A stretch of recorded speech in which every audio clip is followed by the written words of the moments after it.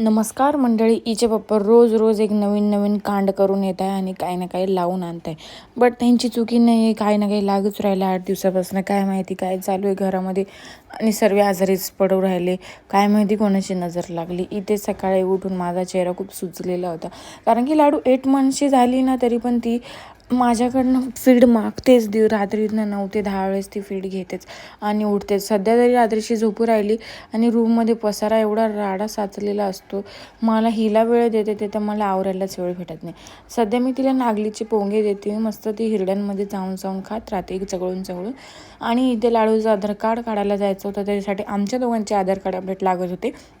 त्यासाठी म्हटलं चला जाऊया करून निघालोच आणि इतका आभाळ भरून आले, एवढं पावसाचं वातावरण झालं की त्याला विचारायचंच नाही. आणि फीड घेता आमची मॅडम एवढी बोचकते की त्याला विषयच नाही. एकदम बोचकून मला लाल करून टाकते, माझी स्किन जळायला लागते. मी म्हटलं आता हिला बांधून आता आवरूया, भरपूर दिवस झाले असंच चालू आहे. आता मॅडमला बांधूया. आता बांधायचा जुगाड तर करून टाकला, गादीच्या खाली मॅडम तर काही येणार नाही. म्हटलं चला आता आवरून घेऊ. आवरल्यानंतर हिचे पप्पा आल्यानंतर सिंबाशी गप्पा मारता असा गेला माझा आजचा दिवस. तुमचा कसा गेला नक्की कमेंटमध्ये सांगा.